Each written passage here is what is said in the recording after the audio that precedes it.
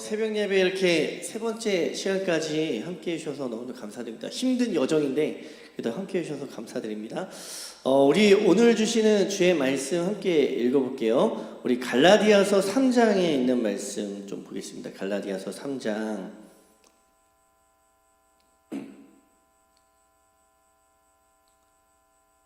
16절로부터 우리 18절까지만 읽도록 하겠습니다. 16절부터 18절까지입니다. 갈라디아서 3장 16절부터 18절까지에 있는 말씀입니다. 우리 이 말씀을 한 목소리로 합독하여서 읽도록 하겠습니다. 이 약속들은 아브라함과 그 자손에게 말씀하신 것인데 여럿을 가리켜 그 자손들이라 하지 아니하시고 자손이라 하셨으니 곧 그리스도라. 내가 이것을 말하노니 하나님께서 미리 정하신 언약을 430년 후에 생긴 율법이 폐기하지 못하고 그 약속을 헛되게 하지 못하리라. 만일 그 유업이 율법에서 난 것이며 약속에서 난 것이 아니니라. 그러나 하나님이 약속으로 말미암아 아브라함에게 주신 것이라. 아멘. 이 첫째 날, 둘째 날 쉽지 않은 여정이었습니다. 그리고 이제 제가 광고를 빼먹었는데 나가시면 이제 그 간식을 항상 준비해 주세요. 우리 집사님들이 준비해 주시는데 잘 가져가시고 잘 이렇게 그런 것들을 잘 누리시면 좋을 것 같습니다. 도장도 잘 찍어주시고요. 도장은 금요일 저녁 예배 때 나가시면서 이제 제출해 주시면 도장 찍은 부분만 이렇게 좀 이렇게 절단해서 제출해 주시면 감사하겠습니다. 이 첫째 날, 둘째 날 아마 굉장히 쉽지 않은 그런 내용들이었을 것이고 우리가 그 받아들이기가 굉장히 쉽지 않았을 것입니다. 어제 제가 설교하고 나서 이 유튜브로도 나가고 하니까 이 연락을 막 받았어요. 연락을 막 받아서 이렇게 이렇게 토론 이렇게 누가 이렇게 제안을 하시더라고요. 토론이라기보다 이렇게 뭔가 질문을 막 하셨습니다. 어떤 질문인 거 아니? 그러면 우리가 열심히 봉사하고 열심히 행하고 열심히 예배드리는 게 소용이 없단 말입니까? 그러면 그냥 예배 안 드려도 되고, 그죠? 그리스도 믿는 사람들이 예배 그냥 드리든 말든 그냥 뭐 막 살든 말든 아무런 상관이 없단 말입니까? 라는 질문을 주셨어요. 그래서 제가 이렇게 얘기했습니다. 여섯째 날까지 끝까지 참여하셔야 됩니다. 그게 이제 뒤에 나오기 때문에 근데 오늘 좀 미리 좀 당겨서 좀 다뤄보려고 해요. 왜냐하면 뒤에 못 나오시는 분들은 그냥 그렇게 오해하고 끝나시잖아요. 그래서 이제 오늘 그것도 함께 좀 다루면서 내용을 좀 살펴보려고 합니다. 아니 우리가 지금 굉장히 좋은 이런 현상이라고 생각합니다. 뭔가 이렇게 갈등이 막 일어나는 거예요. 우리가 가지고 있던 신앙에서 뭔가 막 부딪히는 거죠. 이게 맞는 것 같은데 그런데 그러면 우리가 하는 이 행위들은 어떤 의미를 갖느냐, 그런 것들에 대해서 그러면 내가 이것을 가지고 하나님 앞에 떳떳하게 선다라고 했을 때 이것이 뭔가 큰 문제가 되느냐, 이러한 것들이 이제 자꾸만 이제 부딪힌다라고 이제 할 수가 있습니다. 제가 이거를 좀 사실은 준비하면서 이 좀 차분하게 강의하는 형식으로 좀 이야기를 하자라고 해서 차분하게 좀 하려고 했는데 하다 보니까 제가 막 흥분하고 있더라고요. 그래서 오늘 좀 차분하게 그리고 최대한 시간에 맞춰서 잘 끝내보도록 하겠습니다. 오늘 본문에 보니까요, 아브라함에 대한 이야기를 하고 있잖아요. 우리가 근데 아브라함에 대한 이야기를 할 때 특별히 16절에 보니까 이 약속들은 아브라함과 그 자손에게 말씀하신 것인데 여럿을 가리켜 그 자손들이라 하지 아니하시고 오직 한 사람을 가리켜 내 자손이라 하셨으니 네, 제가 이거를 좀 잘못 읽었네요. 제가 6절을 읽어야 되는데 6절을 한번 다 같이 읽어보겠습니다. 6절 한번 읽어볼게요. 3장 6절 시작. 아브라함이 하나님을 믿음에 그것을 그에게 의로 정하셨다함과 같으니라. 아멘. 네, 여기 보면 의에 대한 이야기를 하고 있잖아요. 아브라함이 하나님을 믿었는데 그것을 하나님께서 의로 정하셨다, 이렇게 이야기합니다. 의에 대한 이야기가 나오는데 그 구약 성경에 보면은 의에 대해서 두 가지의 어떤 내용들이 있는 걸 볼 수가 있어요. 첫 번째는 뭐냐면 우리가 잘 아는 정의입니다. 우리 정의라고 이야기하면 우리 요즘에 뉴스에서 보면 사법 정의 뭐 이런 이야기를 하잖아요. 그러니까 이 정의라고 예를 들어 특별히 이제 소선지서 이런 데 보면은 그 사회적 정의를 이야기하고 있는 걸 볼 수가 있어요. 그러니까 공의가 또 정의가 정말 하수같이 이렇게 흘러내리게 하라. 이런 이야기처럼 사회에서 정의가 실현돼야 된다라는 이야기를 하는 그 정의의 의미에서 의에 대한 이야기를 하는 경우가 있습니다. 그런데 또 한 가지 의가 있는데 그건 뭐냐면 오늘 본문에 아브라함에게 적용된 그 의에 대한 이야기예요. 이 오늘 본문의 그 아브라함에 대한 이야기가 어디 나오는가 하니 창세기 15장에 나오고 있죠. 15장 2절에 있는 말씀이에요. 우리 잠깐 창세기 15장 2절의 말씀을 한번 잠깐 보겠습니다. 창세기 15장 2절 말씀이에요. 한번 다 같이 한번 읽어볼까요? 시작.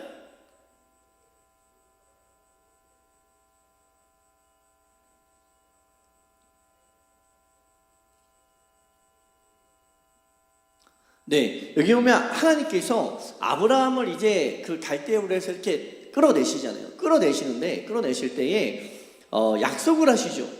너에게 정말 하늘의 별과 같이 땅의 모래알 같은 그런 자녀를 그 약속을 하십니다.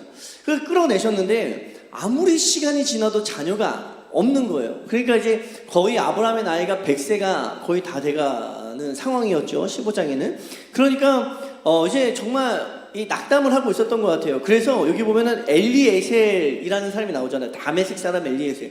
그러니까 자녀가 없으니까 나의 유산을 상속은 해줘야 되는데 자녀가 없는 거예요.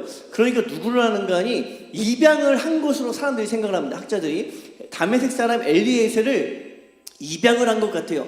입양을 해서 나의 유산을 물려줄 사람으로 좀 삼으려고 했던 것 같습니다. 그런데 하나님께서 뭐라고 이야기하는가 하니 아니 그가 아니라 엘리에셀이 너의 상속자가 될 것이 아니라 너 몸에서 날 그 씨가 정말 그 자손이 혈육이 너의 유산을 상속받을 자가 될 것이다. 이렇게 이야기를 하고 있다라는 거예요. 그러니까 이 아브라함이요 처음에는 정말 이거를 약간 좀 잘 받아들이지를 못합니다.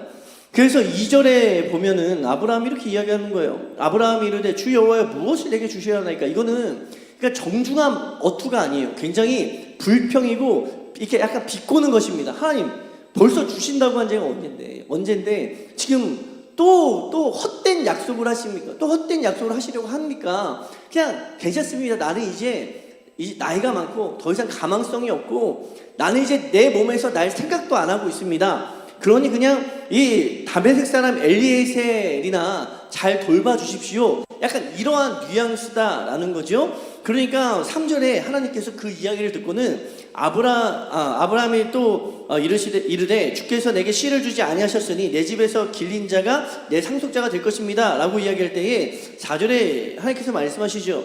여호와의 말씀이 그에게 임하여 이르시되 그 사람이 내 상속자가 아니라 내 몸에서 날 자가 내 상속자가 되리라 이렇게 하시고 그리고 하늘을 이끌고 나아가셔서 하늘을 보게 하시죠. 하늘을 우러러 무뼈를 셀 수 있나 보라. 또 그에게 이르시되 내 자손이 이와 같이 많으리라 약속을 하세요. 약속을 하시니까 아브라함이 여호와를 믿었다라고 되어 있어요. 이거 중간에 어떤 상황들이 있는지는 자세히 다루지 않지만 중요한 거는 아브라함이 여호와를 믿었다라는 거예요. 믿었다라고 했을 때 여호와께서 이를 그의 의로 여기셨다라고 이야기를 하고 있습니다. 자, 우리가 어저께 그 의롭다, 사람이 의롭게 된다라는 그 의미가 뭐라고 이야기했습니까? 내가 구원받을 만한 가치가 있는 존재가 된다라는 의미를 가지고 있다라고 이야기했어요. 그러니까 오늘 본문의 이 말씀도 약간 그러한 뉘앙스입니다. 근데 구약 시대에는 우리가 생각하는 것처럼 천국과 지옥 이런 개념이 아니에요. 하나님 나라의 백성이, 하나님 나라의 자녀가 하나님 나라의 유업을 상속받느냐, 그러니까 아브라함이 자녀에게 자기의 유산을 상속하듯이 하나님의 유산을 내가 상속받을 만한 자격이 있는가, 그것을 의라고 이야기했다라는 거예요. 그런데 하나님께서 아브라함을 의로 여기셨다라고 할 때에 이렇게 여긴 거죠. 하나님께서 그 아브라함의 어떤 행동을 보고 한 것이 아니라 아브라함이 하나님의 약속을 믿었더니 아브라함에게 너는 나의 유산을 상속받을 만한 자격이 있어, 가치가 있어, 이렇게 인정해 주셨다라고 이야기를 하고 있다라는 겁니다. 그래서 오늘 제가 나눠드린 책자 거의 6절에 보면은 갈라디아서 6장에 이렇게 되어 있어요. 뭐라고 되어 있는가 하니 아브라함과 같이 그가 하나님을 믿었다 이렇게 되어 있습니다. 아브라함도 우리와 같이 이런 의미예요. 아브라함도 우리와 같이라는 의미가 되어 있어요. 아브라함도 동일하다. 아브라함이 하나님께 하나님의 유산을 상속받을 만한 가치가 있다라고 인정받은 것도 우리와 동일하다라는 거, 우리와 같이 하나님을 믿었기 때문이다라는 거죠. 그가 어떠한 행위를 했기 때문이 아니라, 그리고 어떠한 행동이 하나님 앞에 인정받았기 때문이 아니라 그냥 그가 하나님의 약속을 믿었더니, 아브라함의 행위라고 해봐야 하나님을 믿었다라는 행위 하나일까요? 그러니까 어떤 보이는 행동이 아니라 마음으로 하나님을 신뢰한 행위입니다. 신뢰한 행위를 했더니 하나님께서 그에게 너는 내 유산을, 하나님의 유산을 상속받을 만한 자격이 있다, 인정해 주셨다는 거예요. 인정해 주셨다. 이것이 이제 바울이 갈라디아 교인들에게 이렇게 강조하고 있는 것입니다. 그래서 중요한 거는 뭐냐면, 여기서 바울이 이야기하고자 하는 거는 우리가 어제도 이야기했지만 우리가 하나님의 나라를 상속받는다, 그리고 하나님께서 이것을 우리에게 주신다라고 할 때 이거는 우리가 보여지는 어떠한 행위로 말미암는 것이 아니다라는 거예요. 특별히 유대인들은 우리가 하나님의 자녀가 된다라는 걸 어떻게 생각을 했는가 하니, 할례를 받아서, 그러니까 몸에 보이는 뭔가 표식이잖아요. 할례는 딱 사람들이 구별시키는 거예요. 나는 할례를 받은 사람이야, 나는 할례를 받지 못한 사람이야, 이게 눈으로 딱 구별되잖아요. 그러니까 유대인들은 그 눈에 보이는 표식이 우리를 하나님의 자녀로 구별시킨다고 생각을 했습니다. 특별히 음식법도 그런 거잖아요. 저 사람들이 먹는 음식을 우리가 먹지 않아요. 저들은 돼지고기를 먹는데 우리는 돼지고기를 먹지 않아요. 그러니까 우리는 저들과 다르다라는 거예요. 저들은 하나님을 모르기 때문에 먹지만 우리는 하나님을 알기 때문에 먹지 않는다. 이것이 하나님의 자녀인 표라고 생각을 했습니다. 그런데 바울도 그런 것을 지켰더니 그게 아니라는 거예요. 우리가 그걸 지켰더니 이제 뒤에 나오겠지만 그 율법을 통해서 하나님의 유산을 상속받을 만한 가치를 얻는 것이 아니라, 이 하나님의 유산을 상속받는다라는 것은 하나님께서 우리를 부르셨다라는, 그리고 하나님께서 우리를 선택하셨다라는 약속을 믿는 그 신뢰하는 것, 거기서 우리가 하나님의 유산을 상속받을 만한 그 자격, 가치, 그것이 드러나게 된다라고 이야기를 하고 있다는 거죠.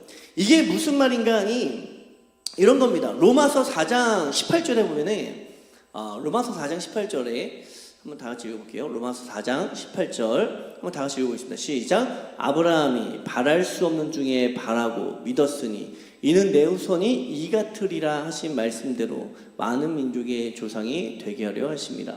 아브라함이 하나님을 믿는 상황이 무엇입니까? 바랄 수 없는 상황 중에 믿었다라는 거예요. 다시 말하면 뭔가를 내가 완전 파산이죠. 파산 선고. 다 내려놨을 때, 내가 할 수 있는 게 없습니다 라고 했을 때, 내 힘으로 내가 뭔가 하나님 앞에 그 약속을 지키기 위해 내가 뭔가를 행할 수 없는 상황에서 하나님의 약속을 신뢰했다라는 거예요. 그랬더니 하나님께서 그를 의롭게 여기셨다. 그게 맞다. 그게 너가 나의 자녀라는 그 가치와 그 모습이다 라고 인정을 하셨다라고 이야기를 했어요. 그러면 이런 겁니다.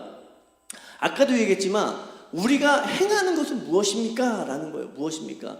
율법이라는 것은 무엇입니까? 라는 문제가 나오죠. 율법을 열심히 지키는 건 그러면 나쁜 것입니까? 라는 문제가 나오는 거예요. 근데 이제 바울이 이야기하는 거는요, 율법이 좋다 나쁘다가 아니에요. 율법은 지킬 수도 있고 지키지 못할 수도 있는데, 율법을 지켜서 내가 자격이잖아요. 내가 율법을 지켜서 자격을 얻는다라는 의미가 무엇인가? 라고 할 때에 이제 갈라디아서 3장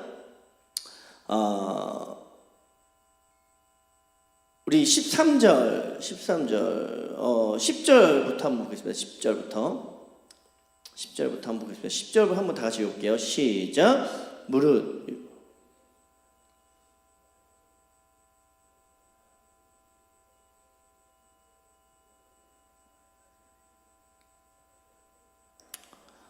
네, 여기 보면 율법이 우리에게 주는 의미가 있습니다. 뭐냐면 율법을 행하지 아니하는 자는 저주 아래 있는 자다라는 의미를 준다라는 거예요. 그러니까 사람들이 이 말을 들으면 얼마나 두려움에 떨겠습니까? 야, 우리 저주받지 않기 위해서는 율법을 열심히 지켜야겠구나라는 생각을 하겠지요. 그런데 한 가지 더 율법의 그 의미가 뭐냐 하면 19절이에요. 19절 한번 다 같이 읽어볼게요. 19절 시작. 그런즉 율법은 무엇이냐? 범법함으로 더하여진 것이라 천사들을 통하여 한 증보자의 손으로 베푸신 것인데 약속하신 자손이 오시기까지 있을 것이라. 자, 제가 그 드린 책자에 있는 그 글로 한번 읽어볼까요? 그럼 글로 한번 다 같이 읽어볼게요. 책자 보시고 갈라디아 3장 시작. 그러므로 율법은 무엇인가? 그것이 범죄한 때문에 죄를 드러내기 위해 추가된 것이다. 약속의 씨가 올 때까지. 네, 여기까지만 한번 읽어보겠습니다. 그 율법은 무엇인가라고 할 때에 범죄한 때문에 추가된 것이다 라고 이야기해요. 우리가 잘 알다시피 율법이라는 거는 그 모세 때 주어진 것입니다. 성경을 좀 보신 분들은 아실 거예요. 아브라함이 먼저입니까? 모세가 먼저입니까? 네, 아브라함이 먼저예요. 그러니까 아브라함에게 하나님께서 약속하신 게 먼저 있었다라는 거예요. 그런데 사람들이 그 약속을 믿으면, 신뢰하면 하나님의 자녀가 되는, 자손이 되는 그 의로움을 얻게 되는데, 사람들이 자꾸만 어떻게 합니까? 그 약속을 믿지를 못하죠. 믿지를 못하고 자꾸만 어떻게 합니까? 하나님으로부터 떠난다라는 거예요. 범죄하게 된다라는 거죠. 범죄하게 되니까 율법이 추가되었다라고 이야기해요. 원래는 율법이 은혜만 있었고 율법이라는 게 있는 것이 아니었습니다. 그런데 율법이 추가됐다라고 이야기해요. 왜 추가됐는가 하니 사람이 범죄함 때문에 라고 이야기하고 있어요. 범죄함 때문에 약속의 씨가 올 때까지 추가된 것이다 라고 이야기해요. 이게 무슨 말이냐면 우리가 오늘 사회에도 법이 있습니다. 법이 있는데 법이 만들어질 때에 항상 뭐가 일어납니까? 뭐 김영란법, 무슨 법, 민식이법, 뭐 이런 법들이 만들어질 때에 항상 그 앞에는 사건이 있잖아요. 어떤 그 범죄가 일어나거나 뭔가 인간의 실수가 일어나거나 인간의 잘못이 일어날 때에 그것을 다음에 방지하기 위해서 뭐라죠? 법을 만든다라는 거예요. 법을 추가한다라는 거죠. 추가해서 그거를 다음에는 못하게 막는다라는 거예요. 그러니까 율법은 방파제와 같습니다. 더 악해지지 못하도록 막는다라는 거예요. 그러면 사람들이 이렇게 생각을 해보면 좋을 것 같아요. 사람들이 율법을 지켜서 의를, 내가 구원받을 만한 가치를 얻을 수 있다라고 생각을 하고 열심히 율법을 지킵니다. 그런데 율법을 지키는데 율법은 계속 늘어나요. 왜냐하면 사람들은 계속 범죄하니까. 지금도 그 과거 시대보다 얼마나 많은 법이 늘어났습니까? 그러니까 법은 계속 늘어나요. 사람들은 그 법을 지키기 위해 더 법을 지킵니다. 그러면 이 사회는 더 의로워져 가는 사회입니까? 아니면 더 악해져 가는 사회입니까? 악해져 가는 사회라는 거예요. 왜냐하면 법이 더 늘어난다는 건, 추가된다는 거는 범죄가 더 늘어난다는 거예요.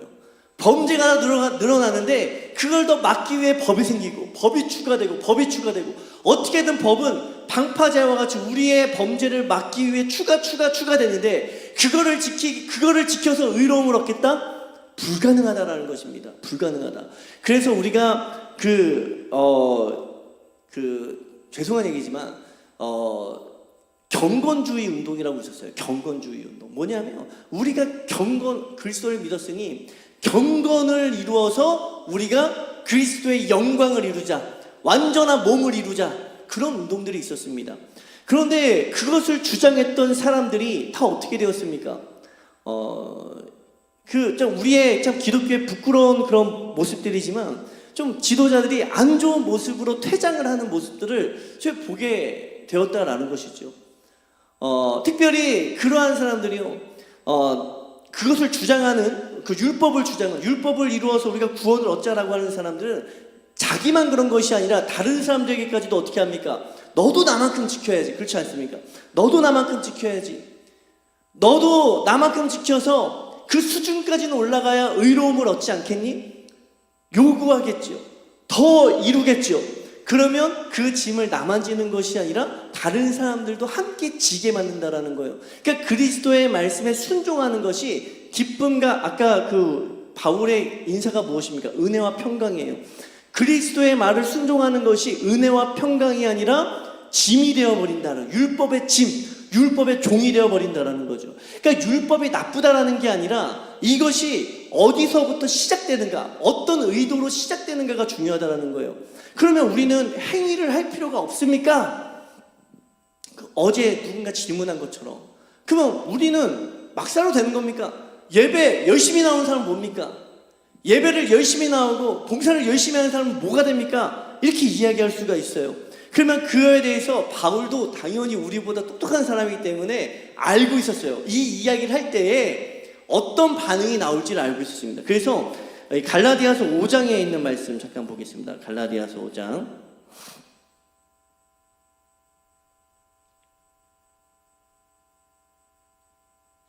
갈라디아서 5장. 그러니까 바울의 이야기는 그렇게 율법의 짐을 지는 것보다 그리스도께서 율법에서 자유롭게 하셨어요. 율법의 짐을 벗어버리라는 거죠. 율법에서 너희는 자유로워졌다. 왜냐하면 그 율법은 약속의 씨가 올 때까지예요. 그때까지만 기능을 했다라는 거죠. 그러니까 사람들이 그러면 율법을 지킬 필요가 없습니까? 그냥 우리 막 살아도 됩니까? 이런 이야기를 했다라는 거예요. 그러니까 5장 13절 한번 다 같이 읽어보겠습니다. 시작. 형제들아, 부르심을 입었으나 그러나 그 자유로 육체의 기회를 삼지 말고 오직 사랑으로 서로 종노릇하라, 이렇게 얘기합니다. 그리고 17절에 보니까 육체의 소욕은 성령을 거스르고 성령은 육체를 거스르나니 이 둘이 서로 대적하므로 너희가 원하는 것을 하지 못하게 하려 함이라. 너희가 만일 성령의 인도하시는 바가 되면 율법 아래에 있지 아니하고 육체의 일은 분명하니. 한번 다 같이 읽어보겠습니다. 그 다음에 시작. 곧 음행과 더러운 것과 호색과 우상 숭배와 주술과 원수 맺는 것과 분쟁과 시기와 분냄과 당짓는 것과 분열함과 이단과 투기와 술취함과 방탕함과 또 그와 같은 것들이라. 전에 너에게 경계한 것 같이 경계하노니 이런 일을 하는 자들은 하나님의 나라를 유업으로 받지 못합니다. 네, 이 바울이 아주 중요하게 그 믿음에 대해서 이야기를 하잖아요. 우리가 믿음이라는 게 뭐라고 정의를 이렇게 내렸을까요? 이틀 동안 강조하던 게 무엇입니까? 믿음이라는 게 무엇입니까? 무엇을 믿는 것입니까? 믿는다고 할 때 그리스도께서 우리를 사랑하사 자기의 몸을 바쳐서 나에게 그 몸을 주셨다라는 거잖아요. 주셨다. 나에게 그 몸을 온전히 주셨다라는 걸 믿는 것.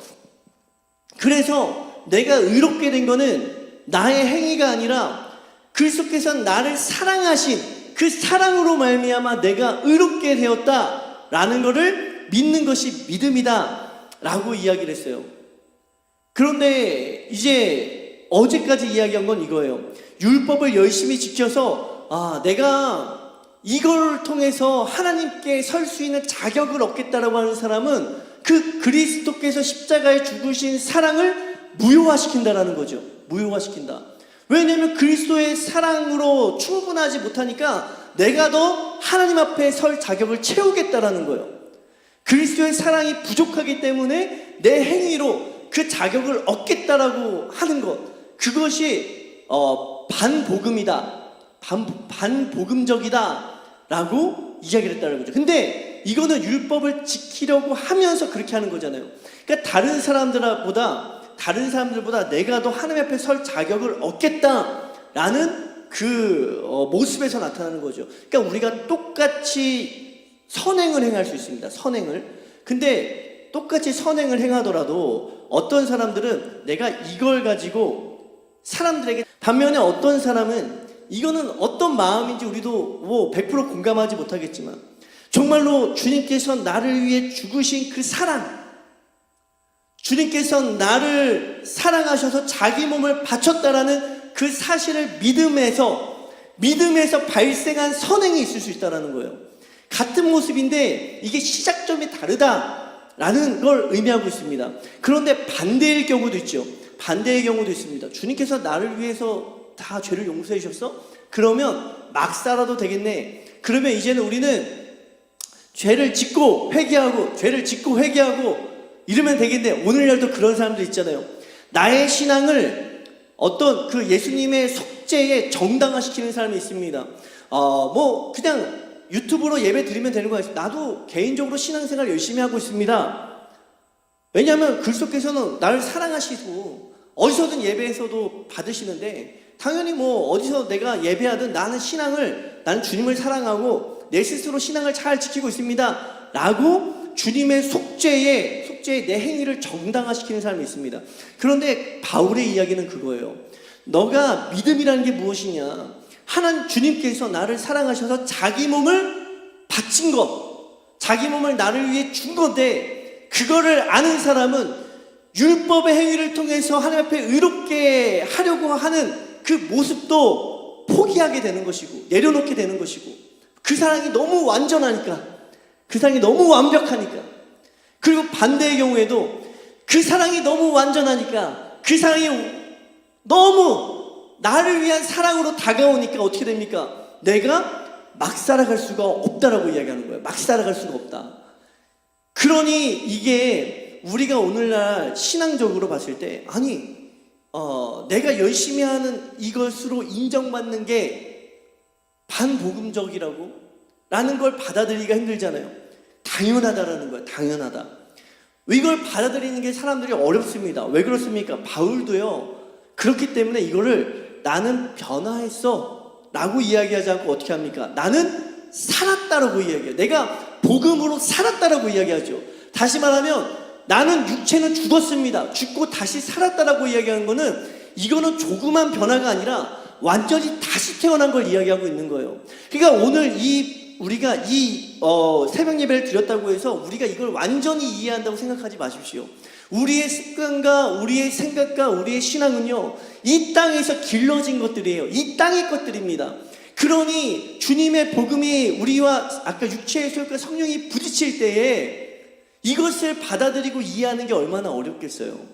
그러니 이거를 받아들이고 내가 뭔가 변화가 일어난다는 것은 단순히 조그만 변화가 아니라 완전히 다시 새롭게 태어나는 것을 의미하고 있다는 거죠. 이곳에서 저곳으로 옮겨버린 것입니다. 국가를 이동해버린 거예요. 이 땅에서의 나라에서 하나님 나라로 완전히 이동해버린 것을 의미하고 있다라고 이야기를 하고 있어요. 그래서 우리 3장 14절에 있는 말씀도 잠깐 보겠습니다. 3장 14절 시작. 이는 그리스도 예수 안에서 아브라함의 복이 이방인에게 미치고 또 우리로 하여금 믿음으로 말미암아 성령의 약속을 받게 하려 함이라. 여기 제가 그 번역해 놓은 그것도 한번 같이 좀 보시겠어요? 제가 번역을 어떻게 해놨냐면, 아브라함의 그 복이 예수 그리스도 안에서, 그 안에 있는 복이, 예수 그리스도 안에 있는 그 하나님의 복이 예수 그리스도 그 안에서, 속에서 이방인들 안으로 인투해요. 그러니까 이게 그 안에서 나와서 이방인들 안으로 들어갔다라는 거죠. 이렇게 옮겨갔다. 그래서 하나님의 아브라함의 복이 어떻게 우리에게 옮겨왔는가라고 했을 때 그리스도 안에서라고 이야기해요. 이거는 그리스도께서 보여주신 사랑, 그리스도께서 우리를 위하여 자기의 몸을 우리에게 던져주신 그 사랑으로 인하여 우리가 그 아브라함의 복을 이렇게 받아들이게 되었다라고 해요. 완전 수동태입니다. 완전 수동태. 능동이 아니에요. 이게 그 예수 그리스도께서 우리에게 이렇게 들어오신 사건이에요. 자기의 몸을 던져서 우리에게 선물로 주셨다라는 사건이거든요. 그러니까 우리는 원래 악한 세대에 있는 자녀들이잖아요. 악한 세대에 있다. 아까 전에 우리가 그 로마서 4장의 말씀도 읽었던 것과 같이 아브라함이 바랄 수 없는 중에 바라고 믿었다. 아무것도 할 수 없는 중에 악한 세대에 있던 우리가 하나님의 자녀가 되었다. 내 힘이 아니라는 거예요. 하나님의 의를 입었다. 내 힘이 아니라는 거죠. 예수 그리스도의 사랑이 우리에게 들어오셨기 때문에, 그분께서 그 몸을 우리에게 던지셨기 때문에 우리가 그 복을, 그 선물을 받게 되었다라고 이야기하고 있습니다. 여기서 신앙이 시작되면 달라지는 거예요. 어떻게 달라지는가? 갈라디아서 3장 28절입니다. 갈라디아서 3장 28절. 한번 다 같이 읽어볼까요? 갈라디아서 3장 28절 시작. 너희는 유대인이나 헬라인이나 종이나 자유인이나 남자나 여자나 다 그리스도 예수 안에서 하나이니라. 요게 굉장히 의미가 있죠. 우리가 오늘날도 누군가를 볼 때에 이렇게 구분을 하는 게 좀 습관화되어 있잖아요. 저 사람은 어떤 사람이, 제가 어떤 분하고 좀 얘기를 해보니까 그런 이야기를 하더라고요. 강남에 있는 굉장히 큰 교회 다니시는 분인데, 그분하고 얘기를 해보니까 자기네 이제 교회는, 본인들 교회는 그냥 일반 사람이 들어올 수가 없대요. 그래서 왜 그러냐 그랬더니 그 청년부였는데 청년부에 들어올 수가 없대요. 왜냐하면 이게 들어오면 뭔가 나눠진다라는 거죠. 사람들이 그 사람의 뭐 스펙, 직업, 뭐 이런 겉모습, 이런 것들을 가지고, 그러니까 나누려고 이렇게 그 교회가 이렇게 구분하는 게 아니라 사람들의 그냥 본성이, 시선이, 너는 그런 거야? 우리는 이래. 뭐 이렇게 좀 그냥 이 악의를 갖지 않고 그냥 그렇게 된다라는 거죠. 그러니 일반적인 사람들이 그냥 평범한 사람들이 그 청년부에 정착하기가 매우 어렵다라는 이야기를 들은 적이 있어요. 그러니까 악의를 가진 게 아니에요. 뭔가 나쁘게 보려고 보는 게 아닙니다. 근데 우리의 본성이 그렇다라는 거예요. 누군가를 우리 교회도 그렇잖아요. 누군가 왔을 때 겉모습부터 보게 되잖아요. 어떤 사람일까? 어떤 분일까? 교회에 왜 뭔가 나쁜 일도로 온 거 아닐까? 혹은 뭐 그런 것들을 우리가 무의식 중에 판단하게 되는 경우가 있다는 거죠. 그러면서 그것이 사람들이 가지고 있는, 이 땅에서의 우리가 가지고 있는 습관이다라는 거예요. 이 땅에서 어떻습니까? 누군가 더 높고 낮음이 있잖아요. 그리고 과거에서부터 계급이라는 게 존재했고, 지금도 그 계급은 없어졌지만 높고 낮음이 있고, 뭐 중산층, 상류층, 이런 것들을 통해서 또 나눠지기도 하고, 그 사람들의 겉모습을 통해서 나눠지기도 하고, 학교를 통해서 나눠지기도 하고, 다 그렇다라는 거예요. 그렇기 때문에 종이나 상전이 하나가 되기가 사실 어렵죠.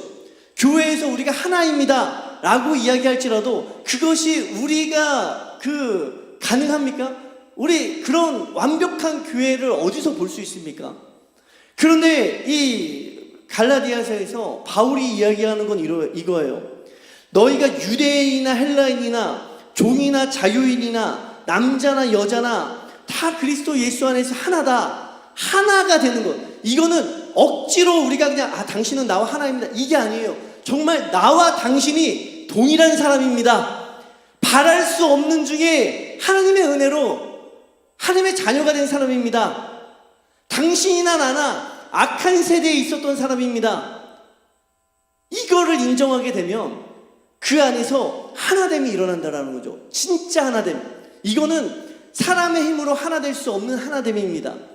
그러니까 우리가 오늘 사회에서 차별하지 말자 이런 법안들이 막 올라가잖아요. 이 법을 만듭니다. 강제적이잖아요. 강제적으로 사람들이 더 악해지고 더 차별하니까 그러면 막자. 그걸 법으로 막자라는 거잖아요. 그 법으로 됩니까? 안 된다라는 거예요. 어떻게 우리가 정말 하나됨, 정말 사랑, 정말 내가 당신과 똑같은 가치가 있는 사람입니다. 당신도 바랄 수 없는 중에 하나님의 은혜로 자녀가 되었고, 나도 바랄 수 없는 중에 하나님의 자녀가 된 사람입니다. 이 동일한 가치를 어디서 찾을 수 있느냐? 믿음이죠, 믿음. 그리스도께서 나를 위하여 자기 몸을 바쳐서 나를 구원하셨다라는 사건. 그 사건이 내 사건이 될 때에, 그때에 다른 사람과 내가 아니라 그 사람과 내가 동일한 가치를 지닌 존재라는 걸 깨닫게 된다는 거예요. 깨닫게 된다. 거기에서 교회의 능력이 나오는 거죠. 세상의 법으로 할 수 없는 능력이 교회 안에 그때 막 솟아나게 되는 거예요. 솟아나게 된다 라는 거죠. 교회 안에서도 우리가 그래서 이 시작점이 중요하다는 거죠. 내가 내 행위를 통해서 하나님 앞에 설 자격을 얻겠다. 결국에는 다른 사람들을 봤을 때 저 사람과 나는 자격이 다르다라는 그 결론으로 나아가게 됩니다. 그렇지 않습니까? 나는 저 사람보다 좀 더 설 자격이 있어. 저 사람보다 좀 더 내가 많이 봉사를 했으니까 더 나는 하나님 앞에 가치가 있는 존재야. 이런 결론으로 나아간다는 거예요. 바울이 그거 아니라는 겁니다. 그거 아니야. 율법을 할례를 행할 수도 있고 할례를 행하지 않을 수도 있지만 중요한 건 뭐냐면 너가 시작점이 어디냐. 그리스도의 사랑을 내가 그 받아들인 상태에서 시작을 하게 되면 어떻습니까? 이거는 내가 하나님 앞에 가치 있는 존재로 서기 위해 행하는 봉사가 아닌 거예요. 감격이죠. 감격. 그 사랑에 대한 그 가슴 뛰는 참을 수 없는 감격이에요. 그것이 우리를 방종으로 내몰지 않습니다. 그죠? 할례를 행하지 말라라고 해서 막 살아라, 탐욕적으로 살아라 이렇게 우리를 몰아가지 않는다는 거. 왜 그렇습니까? 그 사랑이 내 것이 됐기 때문에. 그것이 우리를 나를 증명하려는 수단으로 사용되지도 않습니다. 왜 그렇습니까? 나는 이미 증명된 자예요. 하나님 앞에 가치 있는 존재로 증명된 자라는 것입니다. 오늘 이 말씀이요, 우리의 교회를 조금이라도 새롭게 하기를 원합니다.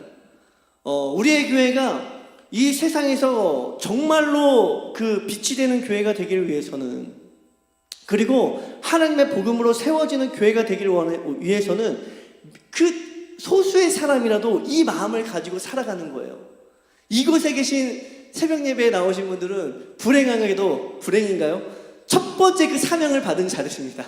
내가 나의 욕심과 나의 탐욕과 나의 인간적인 인정의 마음들을 내려놓고 다른 사람들보다 더 우월해지고자 하는 이 세상적인 습관들, 생각들을 내려놓고 하나님의 사랑으로, 하나님의 사랑을 받아들인 내 모습, 바랄 수 없는 중에 내가 믿게 되고 바랄 수 없는 중에 내가 은혜를 받은 자다 라는 거를 정말로 깊이 체험해서 그걸 통해서 교회를 세워가는 그러한 사명들로 우리가 이 시간에 부름을 받았다라는 거예요. 그리고 그러한 자들이 일어나면 교회는 살아나고 생명력을 얻게 되고, 바울이 육체는 죽었으되 그리스도 안에서 새로 살았다라고 이야기하는 것처럼 우리 교회가, 우리 성도들이 새롭게 태어나는 것이 무엇인지를 이 교회를 통해서, 신앙을 통해서 경험하고 체험하게 되는 저와 우리 성도님들, 우리 교회가 되기를 주님의 이름으로 축원드립니다. 아멘. 우리 함께 다 같이 찬양 드릴까요? 내가 주인 삶은 함께 찬양하고 같이 기도하도록 하겠습니다.